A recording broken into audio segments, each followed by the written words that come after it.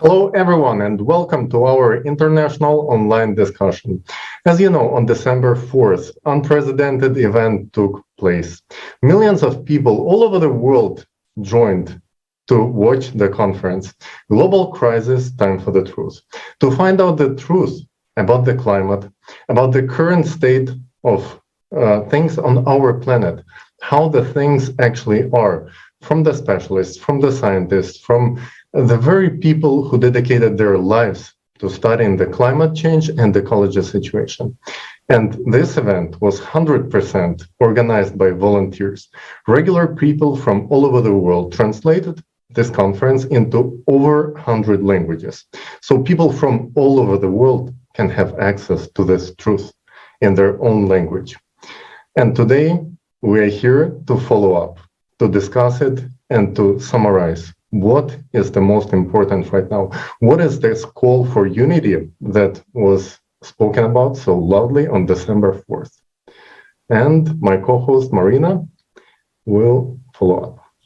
Today, in our international online discussion, together with our respected speakers, we will continue to uncover the topics raised during the conference and, of course, share our impression from this significant event. I'm so honored to introduce you to our esteemed speakers. Dorian Rookmaker, politician, non-attached member of the European Parliament, member of the Parliament's Committee on Transport and Tourism. Welcome. Dr. Kusum Kanwar, founder of AdaptSkill, president of WEE, Maharashtra State, and GCPIT Global Ambassador. Welcome, Kusum. Dr. Jeffrey Long, medical doctor, radiation and oncologist, best-selling author, Evidence of the Afterlife. Welcome, Dr. Long. And Christian Pushkashu, economist and business analyst from Germany. Welcome, Christian. Welcome, dear guest. We are so happy to have you here with us today. And before we start our discussing today's questions, I would like to suggest that we watch a short video that gives a full understanding of a problem that already exists today in the climatic, ecological, and social areas of our society.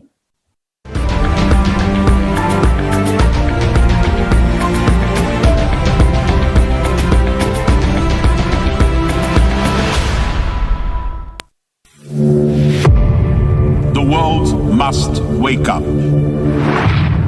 Climate summit in Glasgow. The British Prime Minister Boris Johnson urged world leaders today. Le changement climatique est en marche depuis la fin du XXe siècle. The climate crisis is not our fight alone, it's a global fight.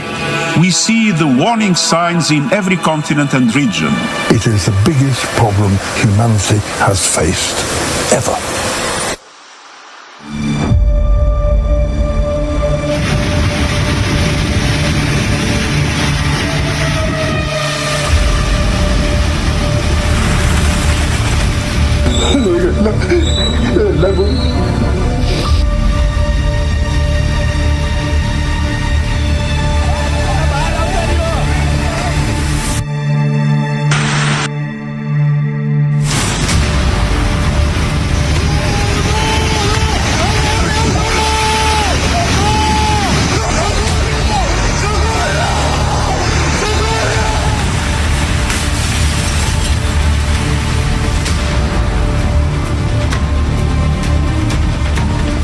Indilaw Purayede Analaw Ara Musulo Zaire Taki Rara Hanalana Hanyari Rara.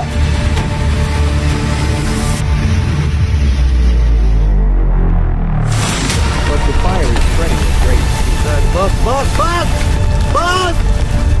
Allah'ım yarabbim yardım et. Allah'ım yardım et. Allah'ım yardım et. Allah'ım yardım et. Arkadan gelenlere yardım et. More evacuations are underway this morning as firefighters try to contain a fast-moving wildfire. Easy, just go easy now. Easy. The car's heating up, it's going to explode. Jesus God help us.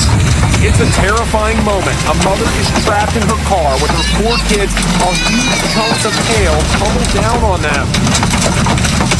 She does her best to calm them down. You're okay. It's okay. Go, go. Go. Pull over. Just pull over, Jordy.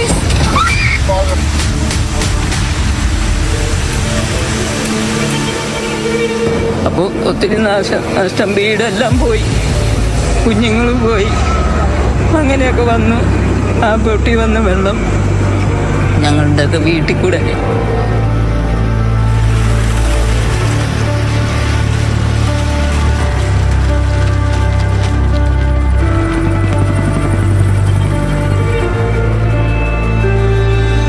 People feel that their workplace is changing before their eyes. The tragedy is, this is not a movie. And the clock is ticking to the furious rhythm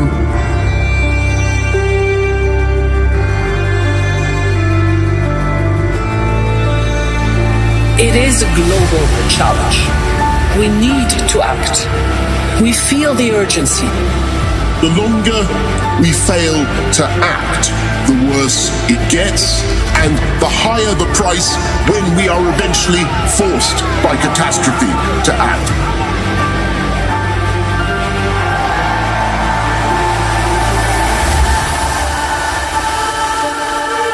This is the last chance.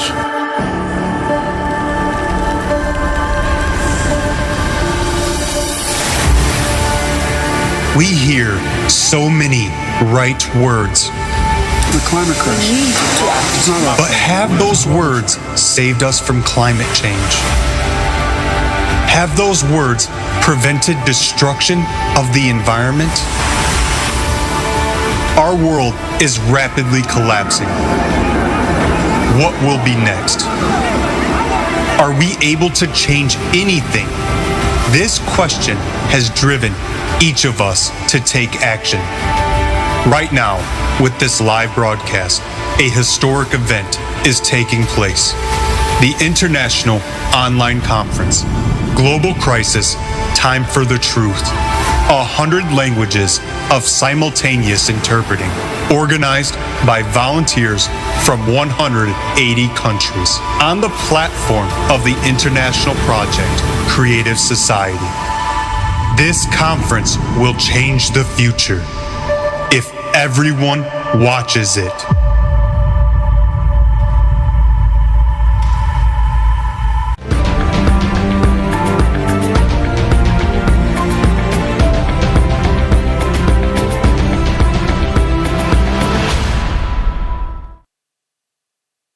Wow, this was definitely not an easy video to watch for each one of us.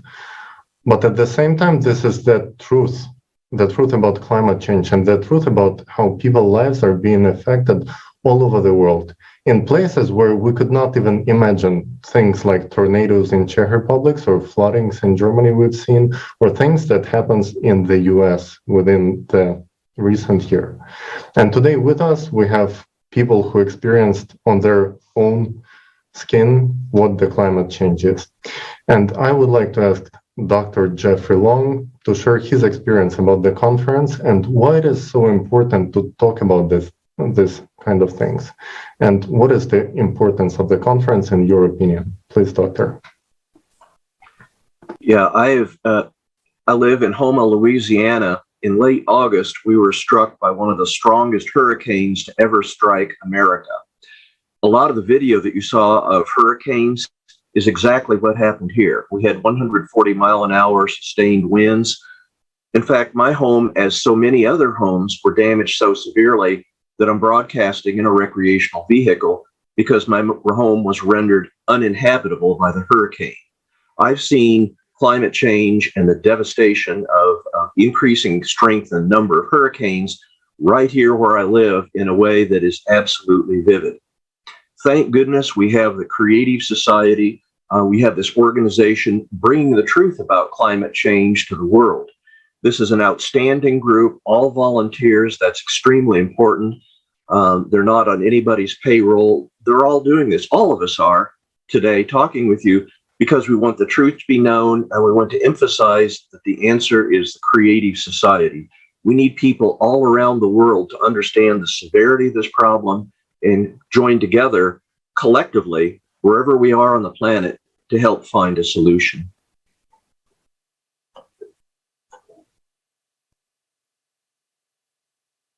So much, Dr. Long, for your kind words.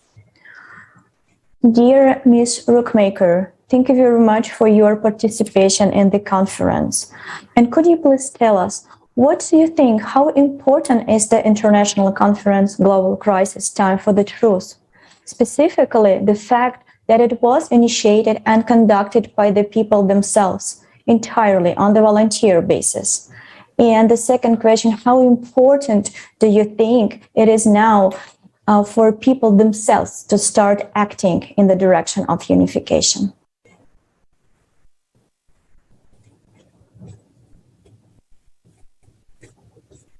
Thank you. I think it's very important that people start thinking about climate change themselves. The biggest threat of people acting against climate change is that it becomes a tick-the-box process initiated by governments, where people don't understand what they are doing and why. I think it's very important that people understand that they can take charge of their existence. And it's very important that you watch in the way you want to go. So you have to look at where you want to go. And I think it's good to know the truth, and it's good to realize that climate change can be a big threat to our existence, also on an individual basis. But we mustn't forget that it's very important that we take a look at where we want to go. Because if we take a look at where we don't want to go, we will end up there. This is a simple lesson of life. If you look in the direction you don't want to go, you end up where you don't want to be. So you have to look in the direction where you do want to go.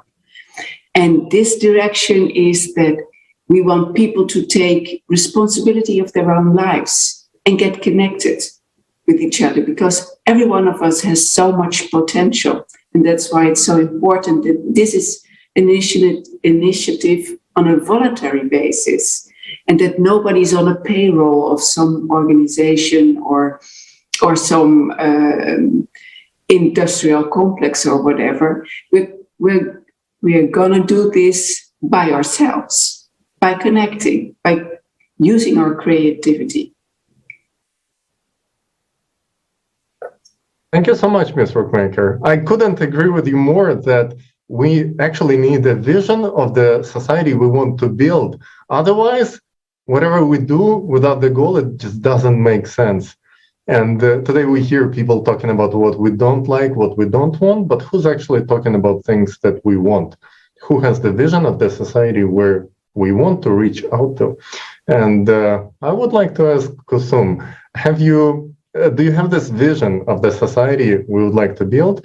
And do you feel like it's been explained in the conference enough? Thank you so much. And namaste from India. Very honored to be on the Creative Society platform to speak on this topic. And I'm deeply anguished as a person to hear and see stories from around the world on the global crisis challenge that we have.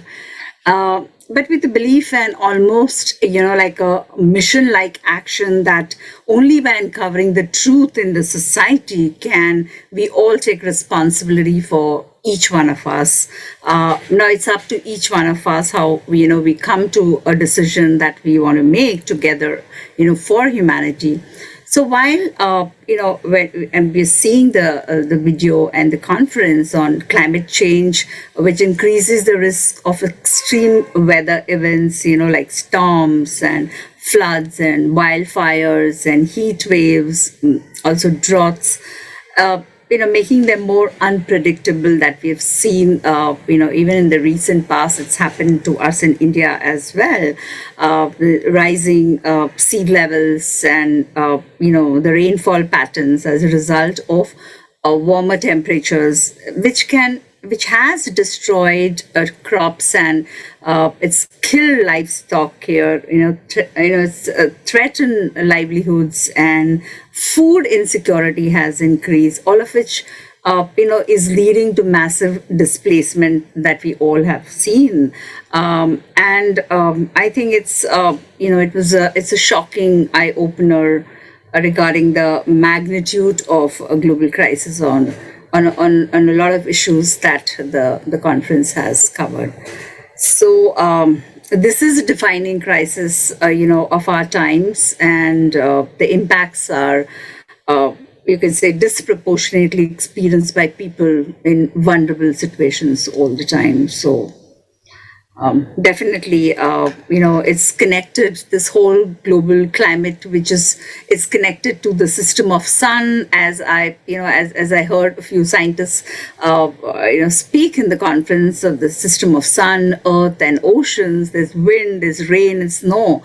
So, there was a lot of information on this, and the description of the global climate includes how, for example, the rising temperature of the Pacific that feeds typhoons with, that blow harder, they drop more rain, cause more damage, making the sea level rise until a city can be underwater as well.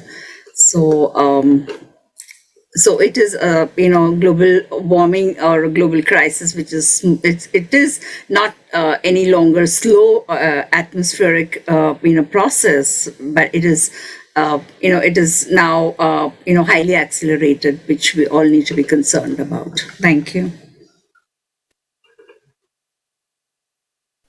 Thank you so much, Kusum. When you were speaking, I absolutely agree with every single word that you said. And when you were speaking, I was thinking that global crisis time for the truth resonates in so many people from around the world. We received so many questions during the live broadcast. We keep receiving them even now. And that shows us that we as a society is starting to grow up. So we are right now, this information that was presented on December 4th will give the opportunity for every single person on earth to make this educative decision about what we need to do next. Because, as I think, for the first time in entire history, such information about the format of our society, about the problem with the climate, with the ecology, and on such a scale, such a comprehensive approach were presented to the people. And right now, we regular people, what we need to do to share this information with every single person, so everybody understands the depths of the problem that we right now facing. And thank you so much for your kind word. Again, thank you, Kusum.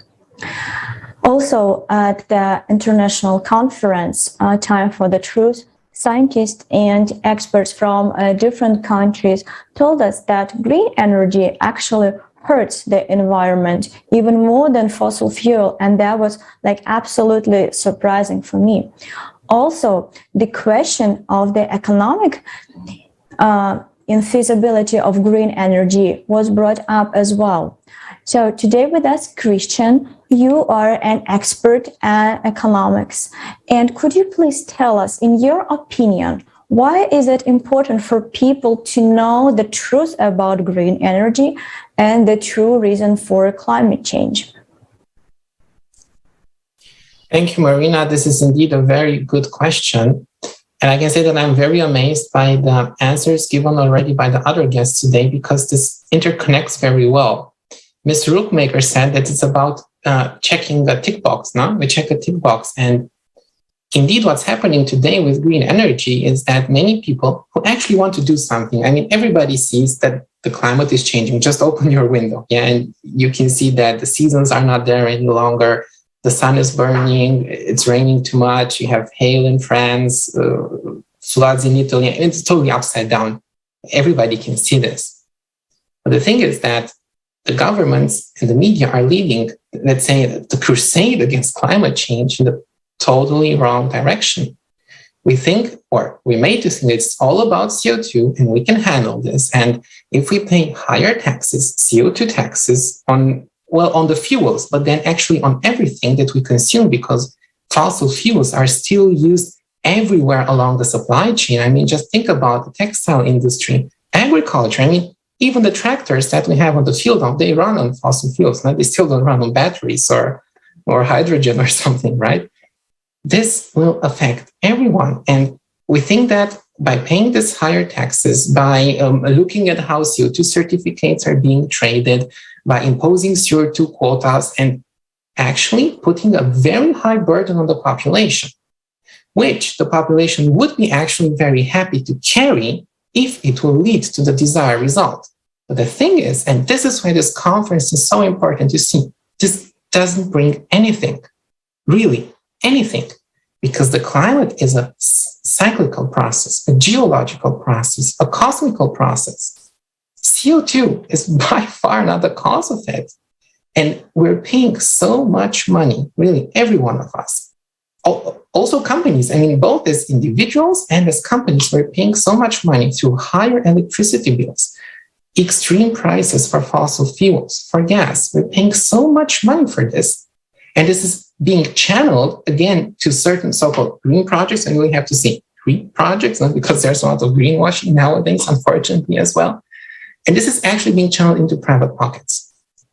If you think this is nonsense, but on the other hand, in the format that we have today of our society in all countries, actually this is perfectly logical, because if you really have a question that concerns people, you don't have a solution, but you make a big business out of it. Yeah?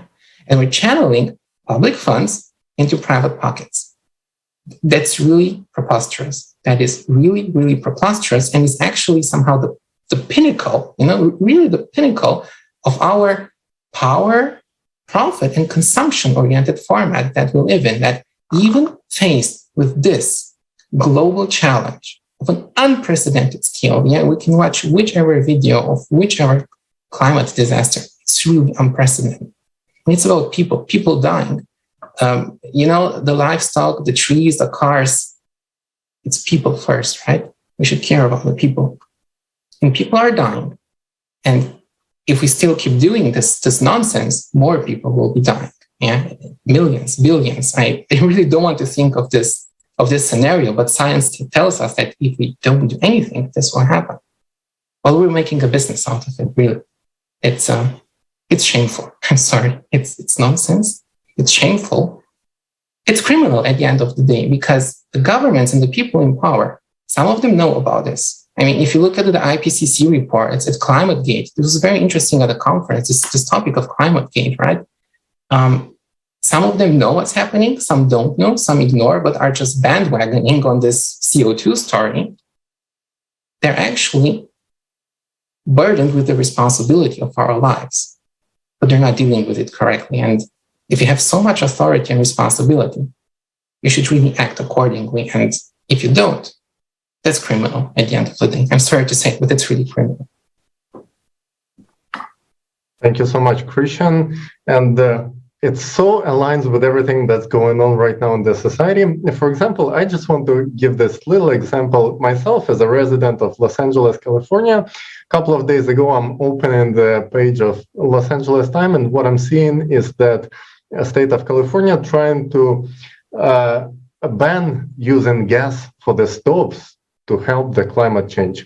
And you should see the comments, because people understand that it makes no sense and how much more they're supposed to pay for the solutions that will not change anything. As you said, people would be willing to pay if they knew that it's going to change. But these solutions, the green energy solutions, only making some pockets greener, but not helping our planet in any way. And somehow this hypocrisy with concentration on money, on profit, but forgetting about the people, somehow it feels like we forgot the most important thing, the people's lives. And as you said, people already dying all over the world. And unfortunately, we've seen it at the conference. And I would like to ask my next question to Ms. Rookmaker. How important do you think it is to shift the focus of our attention from the transition of energy, profitable schemes and everything else into actually saving people's life. And how do you think it is important to start talking about saving people's lives and not about the financial schemes that making some strange decisions, I would have to say, honestly. Please, Ms. Dorian. Well, as I mentioned before, I think it's of great importance to look in the direction you want to go. And it's morally just to put human lives in the center of your actions.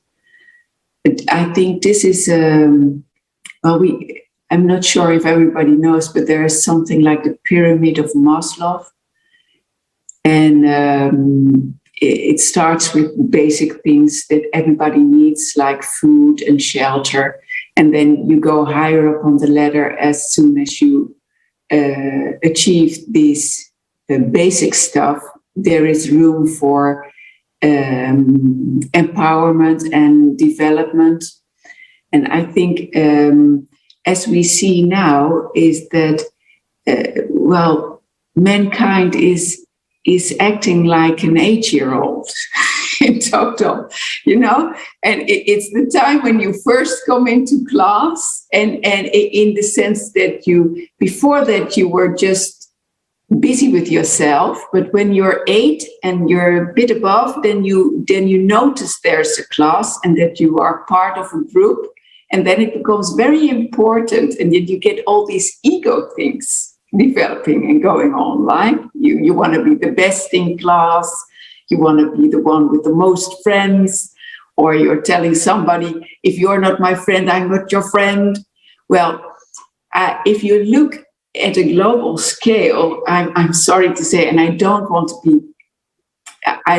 to sound pretentious, because we are all in it, I think. But if you're not careful, you get drawn into the busybody of business of how important can I be, and how will I achieve this? How is it with my status? How many likes do I get? And these are, of course, all distractions of things that are really important.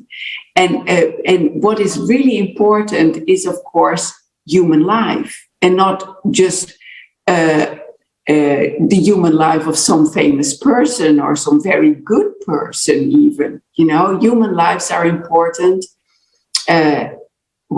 Every human life is important, and we all count, and we all have a contribution to make. And this focus on making money and being successful, I think this is the status of it. It's a bit the status of someone, of an 8-year-old in class trying to be the best of class. And of course, this can be a useful thing, but you have to canalize it so that everybody can enjoy it. And people who are so busy with trying to make more and more money, we all are there to tell them that money isn't everything, and it starts with knowing yourself, as Socrates already said many, many years ago. Thank you so much. I really like your comparison of our society with a group of 8-year-old children. You're absolutely right. So that picture is so clear. And I believe it's time to grow up. We really need to start act as an adult in solving the problem and not running away from this problem, but really get all our strength, learn the problem, learn the root of this problem, and act. Because we know right now, so every minute that we're and sitting on the couch, this minute cost us we pay with the human lives. And that's just impossible to have right now. Thank you so much for this comparison. I hope people will hear and understand it and act accordingly. If I may add something, Marina, for one moment here, this is very interesting, this example, because last year when I was at the seashore in Italy, we're on holidays, I was not a father back then, now I am a father. I was watching little kids playing in the sand. And just as Ms. Rookmaker said, they were striving, I want to have more toys and more sand, they were not sharing. And the parents were explaining to them, oh, come on, look, we have to share something. Look, you can share this toy with the other little boy and you can play together. And I was really so shocked. I had this understanding. But this is the way our world works, the world of adults. And it's very interesting that we, as I think many of us are parents here, we tell our kids and we try to give them values. They have to share, to be human, to be friendly, to work together, to cooperate, not fight, right? But this is only in our microenvironment. And if you see how our world works on the macro level, it's exactly like the sand pit or the classroom. Really great example. And I really have to say that we have indeed to grow up. This was very good vocabulary today, to grow up, to evolve, not to make a revolution or so, but to really evolve and transfer actually what we people want. With this humanness at the end of the day. It's called humanness, right? To share, to be good, to be kind, right? To transfer this from the micro level, from the personal level, to the macro level of companies, corporations, states, the way we interact as somehow groups, and as groups, as communities, as humankind at the end of the day. And yes, this is what we need indeed, to grow up. I liked it so much, this emphasis. Thank you.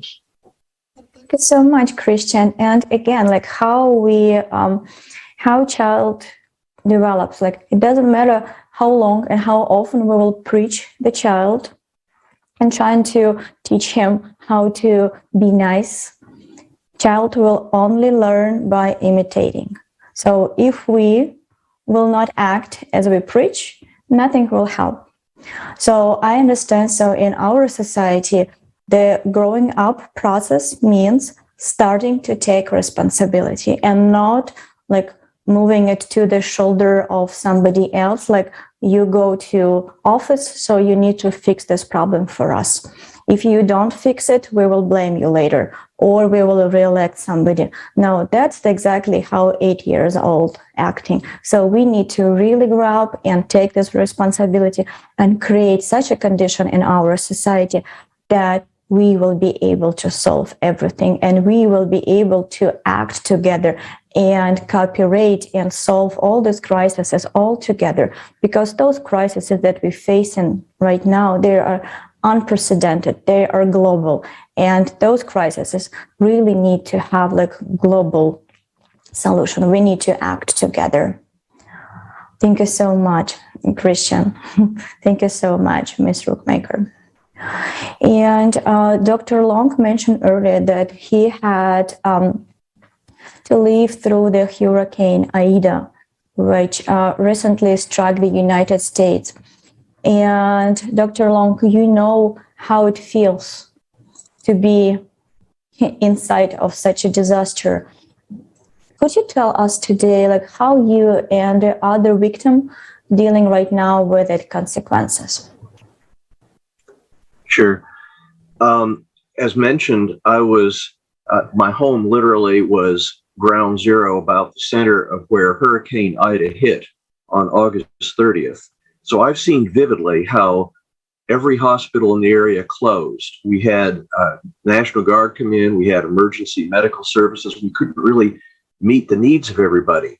So here we are with thousands of people, homes destroyed like mine. I'm lucky I had good homeowners insurance. A lot of people don't. They're still living in tents. They're still living in basically squalor. We went weeks and weeks with no running water. We didn't have heat. We didn't have air conditioning, no electricity, no internet access. I mean, this was devastating here. The recovery from Hurricane Ida, while it's gone on for quite a while, is going to literally take years. Even if you drive down the street today in my town of Homa, you're still going to see wreckage all along the side of the road. You're going to see buildings destroyed, just literally skeletal remains of them. So this really hit home to me to see the effects of climate change. This is a hurricane unlike anything that had hit this area in history. Far more powerful, and we've had far more of them in recent years than we've ever had before. So I think it's believed by me and other people that this is an effect of climate change. To see firsthand the devastation economically, socially, and just basically over a wide area. I mean, there was literally about 60 miles of devastation that the hurricane left, is really a vivid reminder of just how serious climate change is and the very human aspect of to what happens when that happens.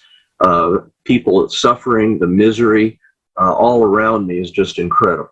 We had a lot of people, as we've talked about, pulling together, good neighbors. We had people fortunately expressing those kind of values we all wish for everywhere, where they're trying to help each other, but it's still, the impact was just incredible here. And it certainly, you really learn the critical importance of having that value of helping each other.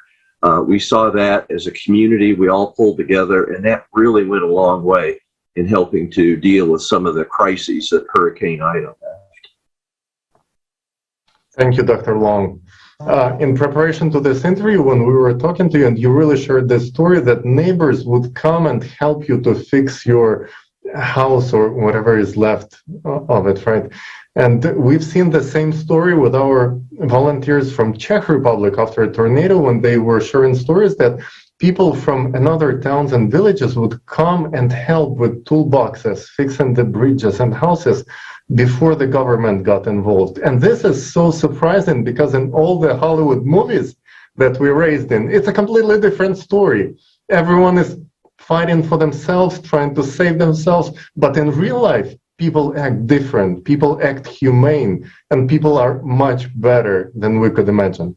One of the most important parts of this conference was sharing the stories of refugees, which was very heavy for our volunteers, and we were questioning ourselves, is it going to be polite, is it going to be appropriate to actually reach out to people and to ask them to share the stories about the heaviest experiences they had in their lives? And we were really questioning until we started acting and conducting these interviews. And we saw how much happy people were that somebody cares about their lives, about their stories, and put in efforts to let people know that tomorrow any one of us can be on their place. And today we all need to unite. So right now we're going to watch this video, which might look not easy to watch, but it's very important for each one of us to actually watch it and share. Please, let's watch the video.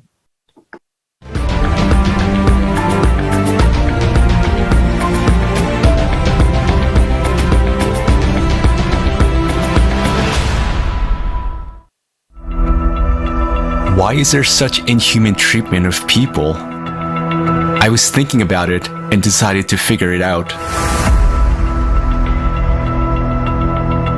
You will never spend a month without being attacked with a xenophobic attack, because they say as a foreigners we are stealing their work. I've lost that hope of being in the great society. I don't know, I've lost that hope because seeing the way that people are being killed, seeing the way that people are being shot in my eyes. A child can be sold many times.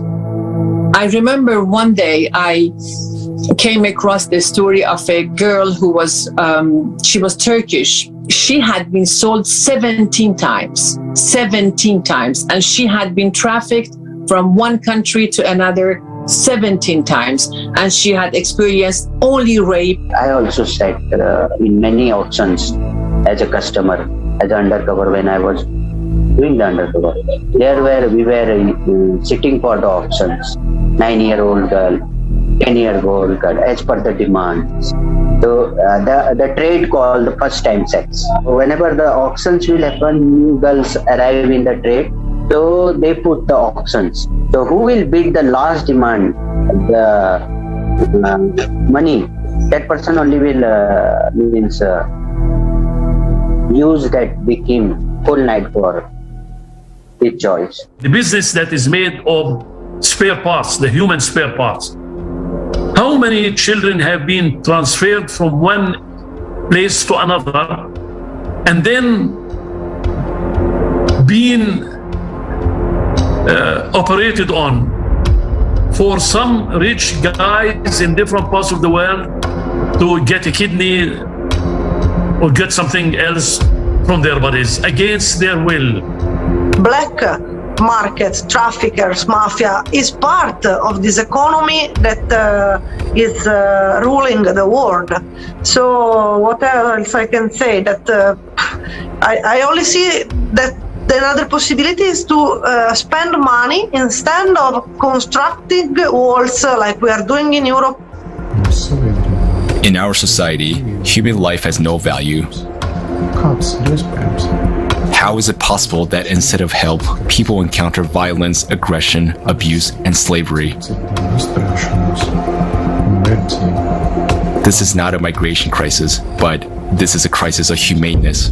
People, by looking at the existing legal frame, will not ever be entitled asking for protection. Because you will ask them which country you're coming from, they will say there is no country. I had a country called X, but the country now is underwater.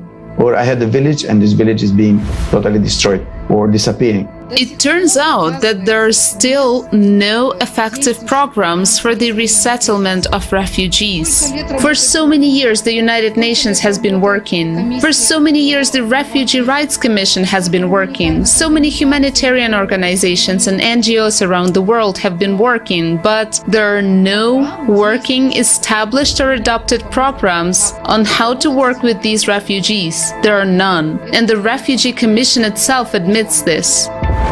Now refugees are forced to leave their homes. They face condemnation and cruelty. They are left alone with their misfortune because of the consumerist format of society. Tomorrow's climate catastrophes could be upon us as well. Answer yourself honestly. Are you ready to face what refugees face? Are you sure you won't be in their shoes?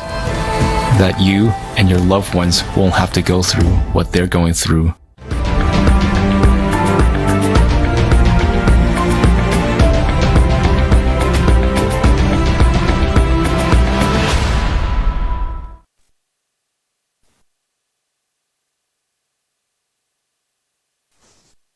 What we just saw is just terrible. How can something like this happen in our modern, what is considered to be civilized society? Can we really blame anyone? I think yes, we can. And the responsibility for what's happening is on all of us. After all, by our inaction and our indifference, we support the consumerist format where money and power come first and human life is worth nothing. And every day we find out about new climatic events around the world and we don't know where something will happen tomorrow. And there is no guarantee that this will not happen to us tomorrow and that we won't have to seek refuge in other countries. Kusum, would you please tell us what you think about what you have seen? Is anyone insured against being in these people's shoes, given that climate disasters are only escalating now? First of all, very, very shocking eye-opener, regarding the magnitude of, of human trafficking and auction of girls. These stories like a girl was sold 17 times. And no one is insured. It can happen to any country. It can happen to any city or a person in the world. Now, climate change is indeed, is an induced conflict, I would say.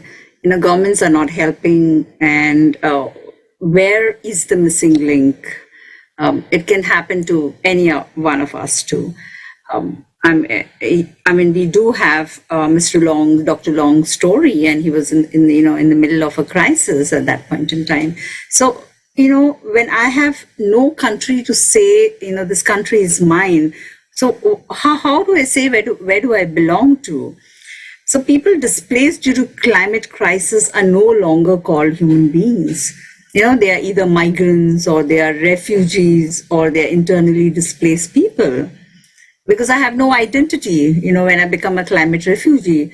So there's no country or no city to call as mine. As they were there yesterday and today it's all submerged under the ocean.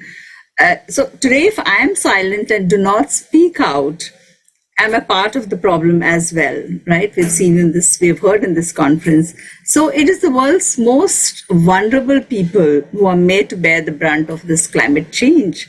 Though they are least responsible for causing it. And, we are all, and they're so ill-equipped to deal with the consequences. And so with the climate change actually intensifying humanitarian needs, international humanitarian agencies are overwhelmed. They're increasingly stretched and they lack funding that's required to address these issues. But what happens for each one of us? Like how Dr. Long also shared that there were people who were coming out and helping each other, and we've seen that that people are there to help each other out. So if you go to see that there is no one that is insured, and as a reminder for a refugee, someone for whom it is not safe for reasons of ethnic, social, political, religious characteristics as well, to be sent back to their home country. So, and there are no laws defined in the UN Convention as well. So I think it is up to us, and it is people like us, the common people like us, ordinary people like us, who need to represent not just the humanitarian need, but we need to also represent the political instability that is happening. And about the consumeristic society and the climate refugee problem, is also from the scientists who have strong beliefs about the world that they live in and their personal agendas as well. People who manage the funding agencies, as Mr. Christian had, he spoke about, the economic crisis also behind what happens in a climate crisis. So there are companies, political action groups, political parties, and NGOs, that who are paid for their research and also have ideological and organizational agendas. And so today, actually, no one values the environment, and therefore environmental expenses are considered extras, and so expensive, so expensive is what it's being told.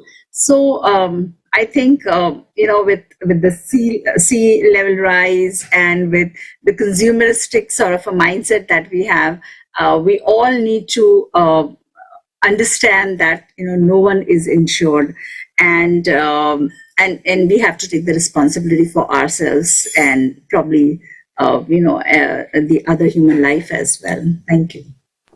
Thank you so much, Dr. Kusum. And as you mentioned, no laws defined. Well, there are definitely some laws because the legal term climate refugees does exist. But on the scale that it is happening right now, and just last year we had 86 million people as climate refugees, and right now we see it's picking up. So it's going to be more and more. It's going to be tens of millions, if not hundreds of millions people have to be displaced. And do we actually have any laws to regulate it, or laws for the countries to accept these people? Or what kind of situation are we looking to get ourselves into within the next years? I would like to address this question to Ms. Rookmaker and ask, are we prepared from legal side, and how do we deal with this? Well, thank you for this important question. I think we're not prepared, and this is because the discussion on a political level, for instance, the EU, but also I think in the United States and everywhere, it is a toxic, non-productive political discussion.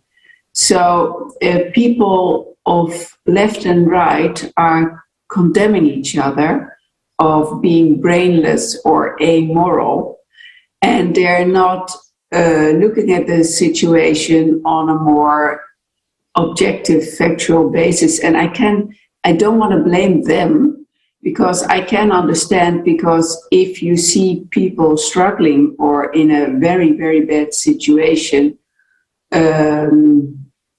as a politician, you know that this will be an emotional debate. I've seen this over and over again. For instance, in the 90s, we had the war in the Balkan. And there were people in my own country, in the Netherlands, who said, we should do something. Nobody know what it should be, what we were doing, but people just couldn't cope with the negative things that were going on the Balkan. And then people try to escape this anxious feeling by coming up with short-term solutions. And I think the migration crisis is a very complex problem. And it's not only brought about by climate change, and I think we must be very careful not to put climate change as an etiquette on or a label on every problem that we face nowadays. So of course, climate change can be an aspect and can be a cause. But the main cause for migration problems are corrupt societies and governments that are misbehaving. These are the number one causes for migration. Almost all people want to make a living for themselves, want to build up a normal life. And in so many countries nowadays, this is simply not possible because people are living in corrupt societies. And then, of course, we end up at the point that we were starting, is that these corrupt societies are there because people think about short-term profits. And people get status and can lead a glamorous life if they're acting on a short-term basis. And this the same goes for politicians, but it's also for drug traffickers, human being traffickers, smugglers. And there are people that are looking for the loopholes in this society, in our system, to make a short, fast buck, to say. And this is, of course, a problem. And it's not dealt with properly when people are thinking about legislation. Because if you look at the migration legislation in the United States, but also in the EU, you can see that it is it's a business proposition for people who don't care about laws and don't care about people. And this is, of course, a huge problem. There will always be people looking out for opportunities elsewhere if they are in a bad situation in their own country, and this is a fact. And if there are lots and lots of people doing this at the same time, this is a logistical problem, because no country in the world can take on many, many millions of refugees at the same time. So we have to look at the cause, and the root cause, I think, of migration problems and people want to get out of their country is war and corrupt societies. Thank you. Thank you very much. You're absolutely right that the main root of all our problem is the corrupt format, consumer format, the format where profit stays on the first place. And definitely we are facing right now labor migration, war migration, and with the escalating of climatic disasters, we are starting to see more and more climatic refugees as well.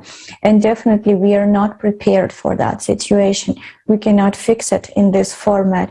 And the only way out of this terrible situation that we have already is to change the format.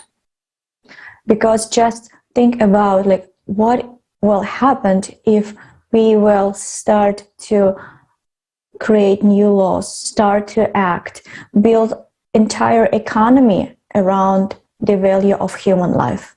Everything will be different. But again, this process will start only if the majority of people will start this change, this peaceful change, and start to act. And I would like to ask Christian, from the economic perspective, could you please share with us how do you think our society will change when we adopt that the human life is the highest value? Our society will definitely change for the better in all aspects. This sounds maybe like a dream, a utopia. I hear this all the time from people who are skeptical about a creative society. But we have to understand one thing: the way the economy and society, I mean this legal, economic, social framework, this, let's say this multidimensional framework that we have, you can call it social contract, for instance. No? This is not a law of physics, not a law of science, chemistry, mathematics, made by whoever you want to believe, made by God, made by the universe. It's not something exogenous. It's something that we make, we people make. So we designed it today to have it in such a format, with people who are in positions of power, profiteering, enriching themselves. This is what we have today. And we have to understand this, and it has to click somehow here. Not that the solution comes somehow from here, right? We have to understand that it's in our hands, but of course, only together. Now, I cannot change anything by myself. Ms. Rookmaker, Kusumi in India, nobody can change by himself. Only together. And again, let's say if we live in a block of flats, or we live in a town, we have a city council. The more people are involved, the greater the solution and the more long-term it is. And if we want to change this social contract that we have, this profit, consumption, power-oriented format, we have to be all together in this. And we have to understand that, yes, we can. It's just in our hands. We're somehow made to believe that, war is happening, let's say from the European perspective in the Middle East, or essentially, there has always been war, it has always been suffering. Let's say again from European perspective, in Africa or Latin America, there has been misery. We're somehow so used that, humans in suffering, it's part of our life.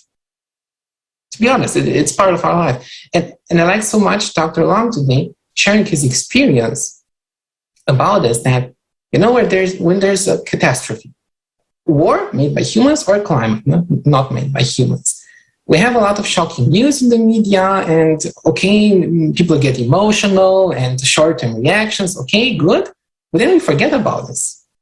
And I would like, or it would be nice to have somehow a reminder, look how the life of the people is 1 month later, 2 months later, 1 year later. Like Dr. Long said, even now there are people without housing, in certain areas without electricity. For instance, in the US, a tornado that was just recent, people without basic needs. And this is the reality, but then we just shift our attention to other stories, our problems, and then life continues in this survival success circle, right? And this is what we have to understand, that this is not normal. Really, this is not normal, and we can change it. And from an economic perspective, it actually makes so much sense. And people who are still skeptical, from our viewers, about the Creative Society project, how can it be? How can it work?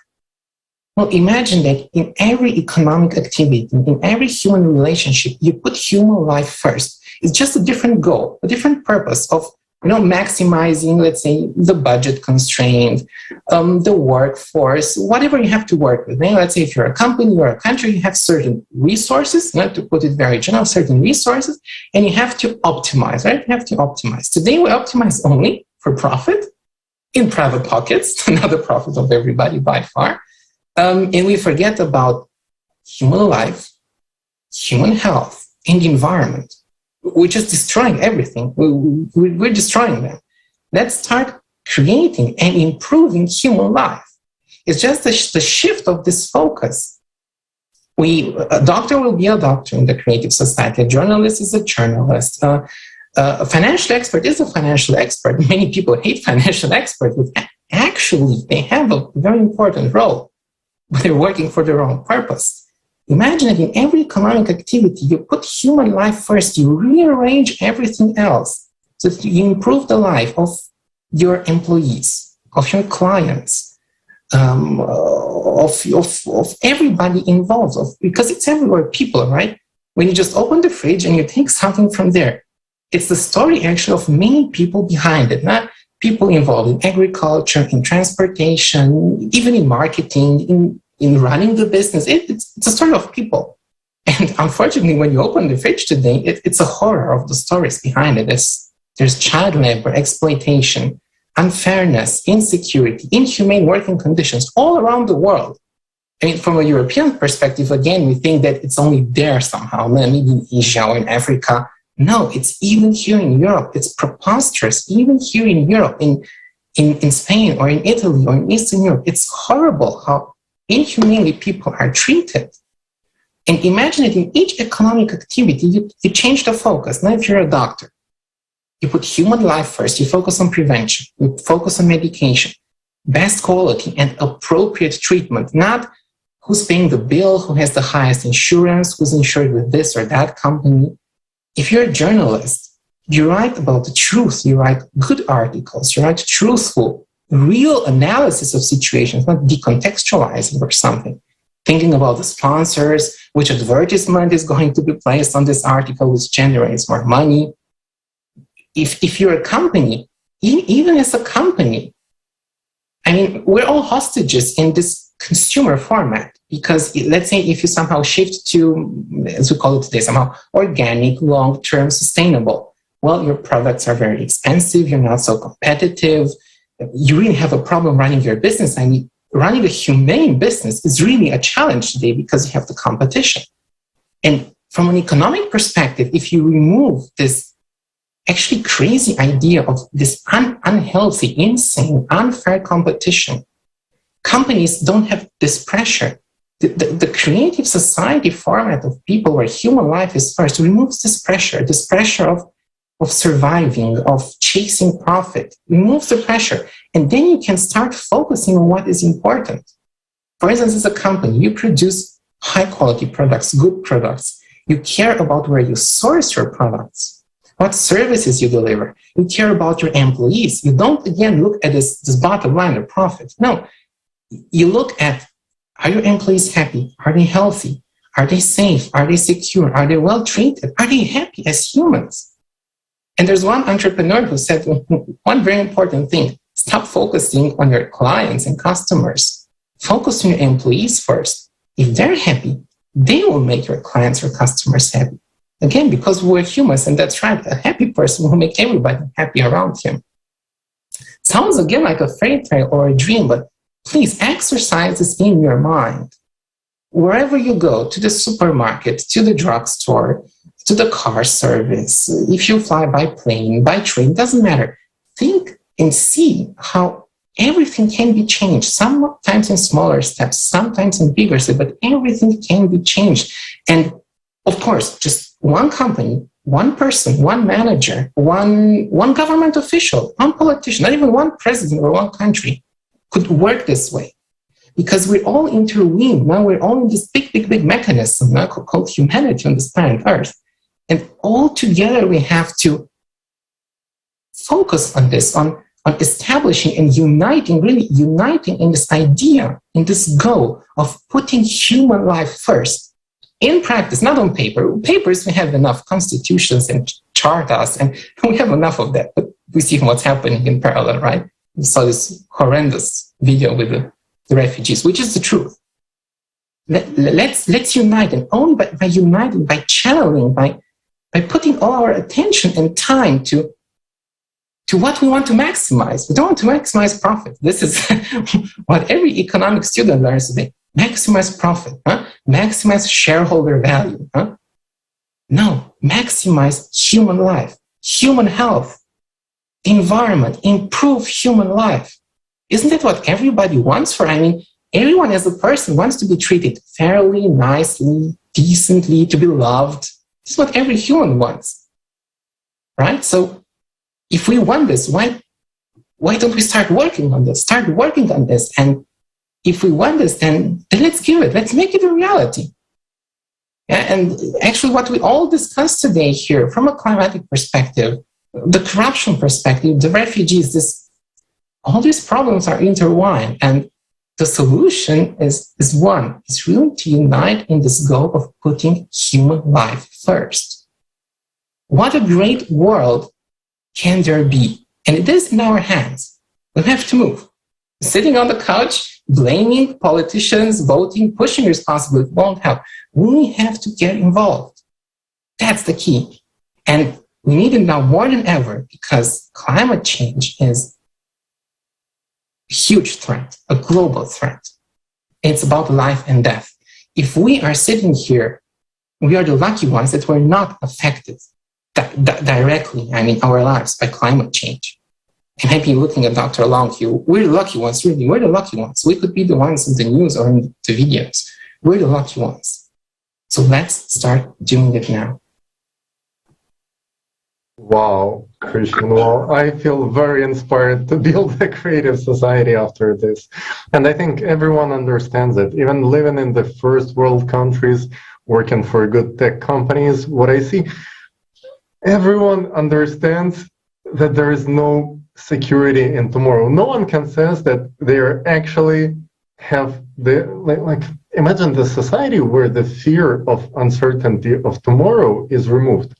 And if all the brightest minds of our society would work towards this goal, instead of trying to raise the market value of their company shares in the third quarter of the next year, right? Or like developing a better sneakers or model of the cell phone. Maybe we're just not focusing our attention in the right direction. How easy we criticize certain politicians or talk negatively about certain public figures, and how hard it is, how uncommon it was up until now to talk about the vision of the future, which we actually want to live in. And this is amazing that this event, this conference, this roundtable is actually a shift in the consciousness. It's a big shift. And I'm just happily watching how Dorian was listening to Christian, and I see that there is demand. I see that there is demand among all spheres of society. I would like to hear your thoughts, Ms. Rookmaker, about need of unity, right? Can we solve this kind of challenges like on local level or even country level or even continent level? Or this is something that requires actually much bigger unity of our civilization as a whole and this format of the society that I think we have to make a distinction between solving a problem and making a contribution to it. Because if we mix the two together, it could be emotionally overwhelming, and it would make you passive. Because as Christian already so clearly put it, then you think, well, misery has been always there, and what's the point, and what can I contribute to change it? But I think, we've all played, I think, or maybe not all, but some of us have played with a magnet and with iron on the paper that you can, when you were small, or maybe when you were in high school, as a sort of project that you could see how magnetism works. And as Christian put it, if we are all focusing on profit maximization, then we're going into the negative direction. But if we are focusing on human life and positive things, what did I do today? How did I contribute to human lives, the protection of them? How did I contribute to unity, to world peace? if this is the focus that you have, actually your life is getting better instantly. Doesn't matter what circumstances you're in, even if the circumstances are hard. If you have a positive focus in that you try to make the best of it for yourself, but also for the environment and for your fellow human being, it's always better than to focusing on something stupid like profits, So, thank you. I think unity is, of course, is something that we strive for now in this movement, and it would be so good to inspire every day a bit of more people. Because if we're able to magnetize other people, not hypnotize or manipulate, but magnetize in the sense that that we can convince them that just by shifting the paradigm, by shifting the focus into something positive, our world could be so much better place to be in. That would be very, very good. And because all these problems that we're facing right now, you cannot tackle alone. Not even a government, not even an international organization. We have to do it all together. And it's so much more fun also to do it all together. Thank you. Thank you very much. I absolutely agree that unity is the power, and only together, by multiplying our human potential, we will be able to find the solution. This is in our nature. Together, we can do a lot. But what we see in our format, the consumerist format, is the format that divides us, format that pits people against each other. It is designed so that everyone is fighting for their own skin, for their own wallet. And under these conditions, unification is impossible because you cannot make millions from it. It's not profitable. That's why there is no alternative to a creative society. And I fully agree with what Christian was saying before. There is a common, in a creative society, there is a common goal and very simple task to survive. And subsequently to move to a new stage of evolution. The creative society already unites people around the world because it is based on the value of human life. And each person is important in such a society. And this is the essence. And this is what fundamentally different from the consumer format, from corrupt format. In this consumerist format, we will not find a way out of those crises in which we are beginning to sink today. And there are more than ever before. Our common future depends on the action of every one of us. And I'm absolutely agree that the information about the possibility of building creative society needs to reach everyone. Because again, only together, by uniting the potential of everyone on the planet, can we not only stop the climatic threats, but we can turn our planet into a thriving world. Dr. Kusum, could you please share your experience of the proactive actions that are so important in the first stage of informing? And what can everyone do right now in order to spread this information about creative society? Thank you so much. It's really such an important question because we all need to do more. And I think mindfulness is the key to, to resolve a lot of challenges that we are facing, that the world faces, that's converging environmental crisis. and the accelerating destruction of nature and climate change. So like the creative society, when we are united, united we can, as we say. So we are the ones who can change the world, and it is time. So what is happening in today's world is a result of a consumeristic format of society. So for our humanity to survive, we need a new format of society, and that's a creative society. So there's an importance of bringing people together to build this creative society where the value of every human life comes first. Even if the situation, seems a huge uphill task, it is important to remember that there's always a way out, especially when people are already building this creative society. Over the last 4 months, we've seen there are thousands of volunteers, all across the world, who have got this conference together as well. They're all uniting all people, on a spiritual and a moral basis, and that will all make it possible to survive and endure despite the global crisis on the earth, and build a decent world for all people. Now, the fundamental law is that everything affects everyone, everyone. So no one person can be left behind.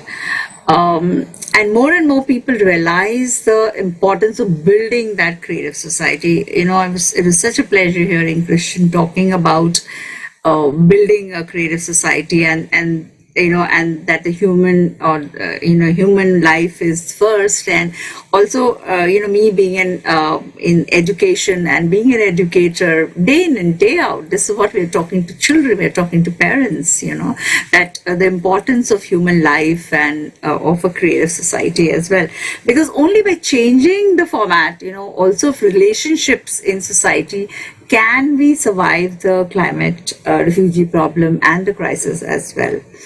So, what we can do so that we, our families, children, the next generation would live in a society worthy of a human.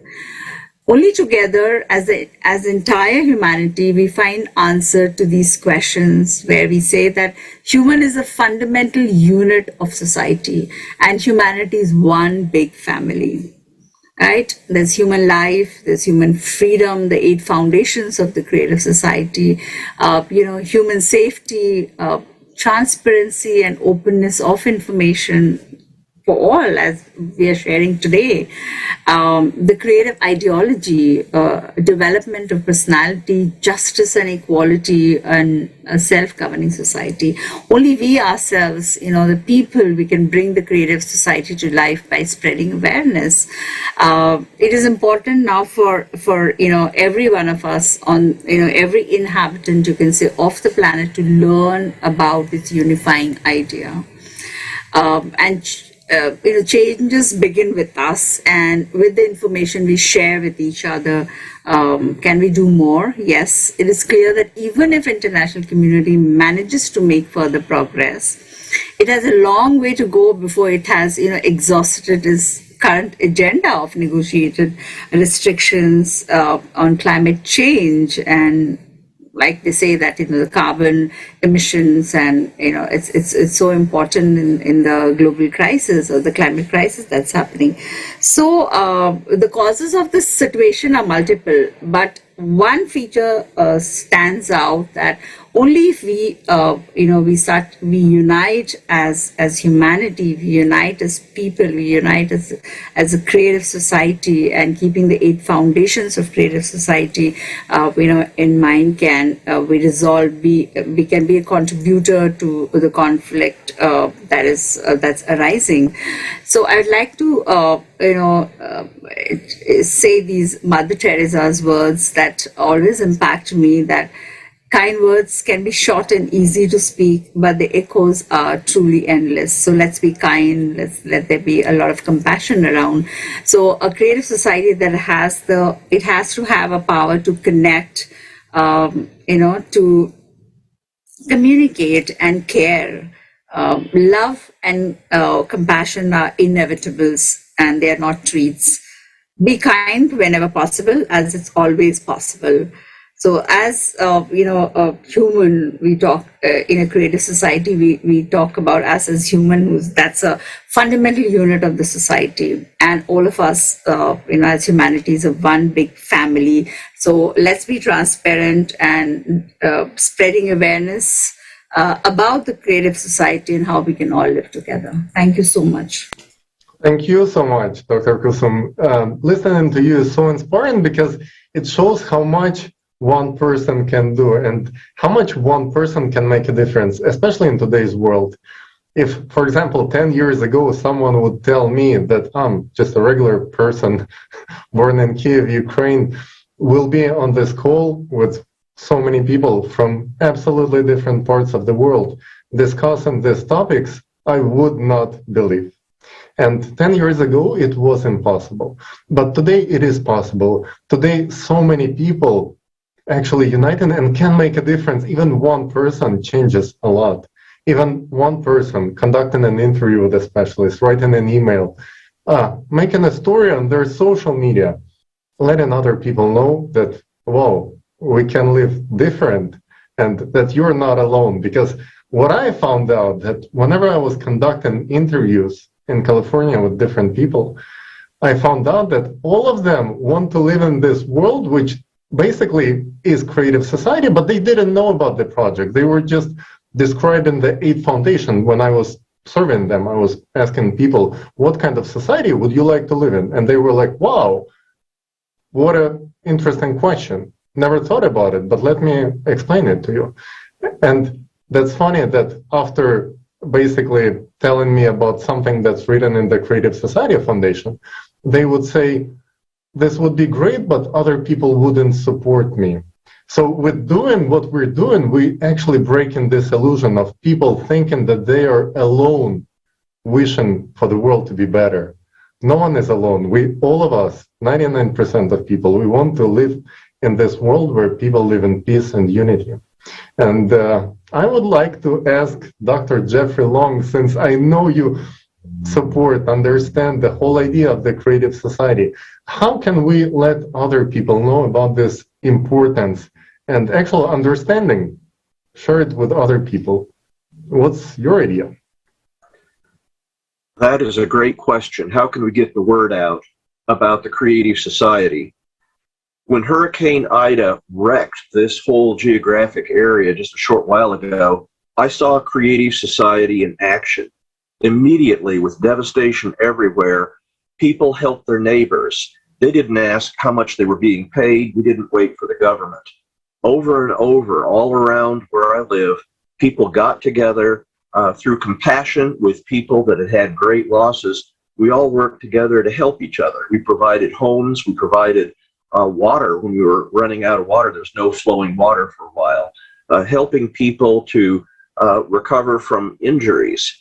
Those of us in the hospital, all sometimes driving through the street with debris on the street, got to the hospital and mobilized as quickly as we can to help people, to help those that were injured. I saw it in action. This was a compassionate, loving outreach by so many people in this area.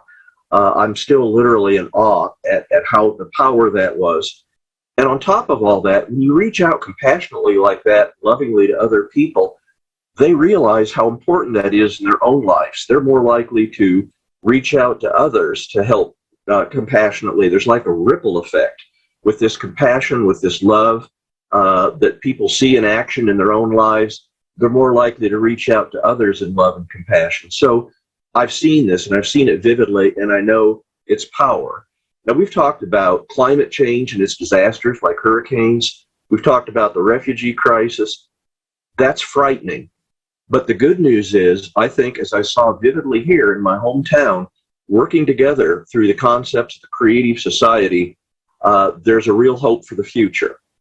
I think as we all reach out as a group here, what we're sharing here today, I think that's very important.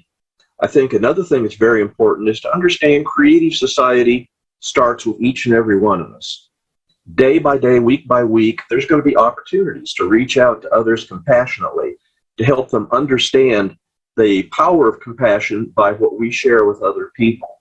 And then you can expand that out to regional expand that out to the government, express those values of a compassionate society, of creative society. And I think working together, all of us aware of just how extremely important that is, in spite of all the stuff we've talked about that's scary, I think there's real hope for the future. And I think all of us working together and all of us listening to what we're sharing today can be a very important part of bringing that about. Wow, Dr. Long, thank you so much for your experience. Again, it warms my heart every time I hear the story of people actually helping people, not waiting for the government to come, just getting in their truck, getting the toolbox in and going out there to help other people, get food, get shelter to those who are in need. And I think this is the human essence. This is the human essence of each one of us, because it doesn't matter what kind of material achievements we get in this life. The only thing that can make a person really, really happy is being useful and actually helpful to other people, to the society. So let's get this idea popular and let's actually build a society that's actually worth living. Because today we all are in one boat. This boat, you can call it a spaceship. This is our planet Earth. This is a very tiny little place where all of us are connected and can be just one Zoom call away from completely different side of the planet. So at the very end of our international discussion, we have this really, really warm video which actually shows this allegory of our society and the challenges that we are about to face, that we are actually facing right now.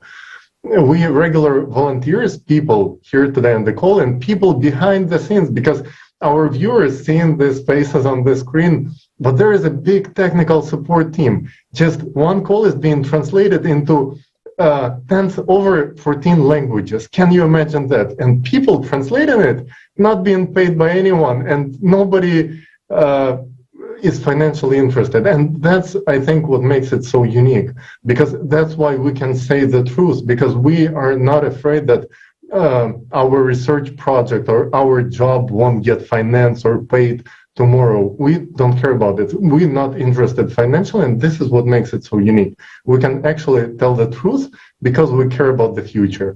So that's actually a funny thing. When people ask me who finances Creative Society, I usually ask, who's supposed to pay me money for me to care about my future, about future of my kids? Is there anyone supposed to pay me money for that? I don't think so. I think we should bring more clarity into actual purpose of a human life and actually make human life valuable. Thank you so much for being with us. Thank you all our amazing guests today for your speeches. It makes a huge difference, and it makes our hearts warmer to hear that there are amazing people like this out there in the world. This is what Creative Society is about uniting people who really care about humanity. Thank you so much. And let's watch the video.